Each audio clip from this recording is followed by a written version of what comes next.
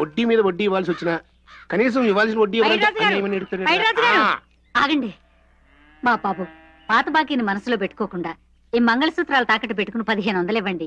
ఏంటి ముష్టి 2 సూత్రాలు పెట్టుకుని 1500? నా వల్ల కాదమ్మా, ఒక 1000 రూపాయలు అయితే ఇస్తా. మీరే అట్లా అంటే ఎట్లా? పిల్ల ఏదో అర్జెంట్ గా ఫీజు కట్టుకోవాలంట, చదువు ఆగిపోద్ది. మీకు పుణ్యం ఉంటుంది నువ్వు బాబు. చచ్చిన తర్వాత పాపమో పుణ్యమో ఎవరికి తెలుస్తామా? ఇక్కడ మా సొమ్ము. పాత బాకీకి దిక్కులేదు కానీ కొత్త బాకీ. ఈ గొడవలో ఎందుకని 1000 రూపాయల కంటే నా వల్ల కుదరదమ్మా. ఎందుకు కుదరదు?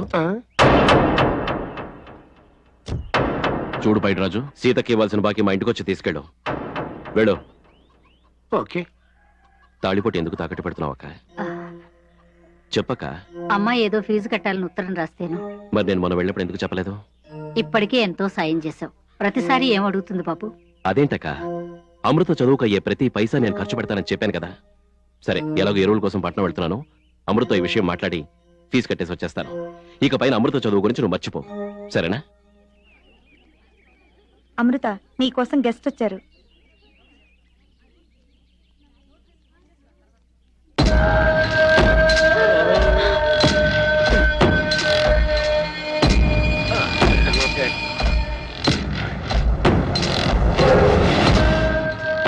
చదువు ఎట్టాగుందే? బానే ఉంది. అది నా బిడ్డ పెద్ద పెద్ద చదువులు చదివి పై లెవెల్కి వెళ్ళిపోవాలా. ఏం నాన్న ఇది? ఎందుకు వచ్చావు ఇక్కడికి? నేను రాకూడదా? రావచ్చు, కానీ తాగి రాకూడదు. తాగానా? ఈ వాసన ఎప్పుడో రాత్రి తాగింది. నేను ఇప్పుడు పెద్ద మనిషిని కలవాలా. ఆయన కలవాలంటే తాగాలా, కోమాలోకి వెళ్ళిపోవాలా. డబ్బులు లేవు. లేవా? ఎందుకే సొంత తండ్రితో అబద్ధం ఆడతావు? నాన్న, ఇది హాస్టల్. హాస్టల్ అయినా హాస్పిటల్ అయినా నాకు ఒకటే. ఇదిగో, నాకు ఊరికి నేను కోపం వచ్చేస్తుందని చెప్తున్నా. లేవని చెప్తున్నానుగా. ధన రూపంలో లేకపోతే వస్తు రూపంలో పర్లేదు.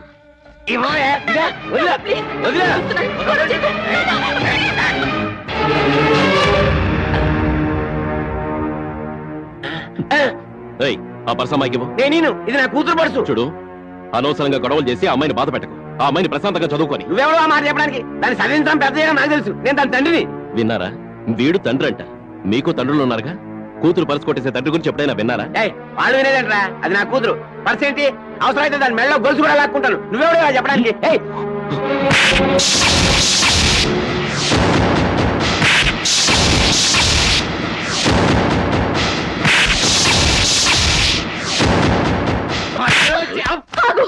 ఆయన ఒంటి మీద చేస్తే మర్యాద దక్కదు. తిరిగి కొడితే చేస్తావు. అసలు ఆయన ఎవరనుకున్నావు? ఎవడు అంత వెనకేసుకొస్తాం? వాడికి నీకు సంబంధం ఏంటి? ఆయనే నా దేవుడు, నా ప్రాణం, నా సర్వస్వం.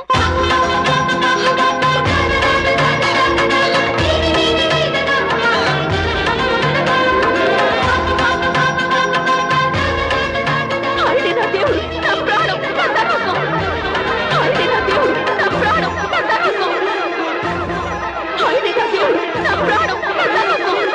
తిరుపతి నీకు సంబంధం చూశాను రా. 4 పిల్లల తల్లి. నాకా? అదిగో దుర్బాబు వచ్చాడు. దొరబాబు నీకు ఫస్ట్ క్లాస్ సంబంధం చూశాను. నువ్వేం చూడాల్సిన అవసరం లేదు, నేనే చూసుకున్నాను. మరి నేనేం చూసేది? నీకు నువ్వు చూసుకో. దొరబాబు, అమృత జాతకం చూశాను. నీకు ఆ పిల్లకి చక్కగా సరిపోయింది. నిజమా? ఆయన మీద మనసు లేదంటే నమ్ముతావా? షటా, పిచ్చి పిచ్చిగా మాట్లాడద్దు. అతనితో ఏమీ లేకపోతే ఇంత ఖర్చు పెట్టి చదివిస్తాడా?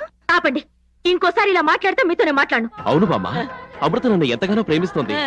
ఇంతకాలం ప్రేమ అంటే ఏమిటో తెలియదు నాకు. ప్రేమకి ఎంత బలం ఉంటుందో, ప్రేమించే మనిషికి ఎంత ధైర్యం ఉంటుందో ఈ రోజే కళ్ళారా చూశాను.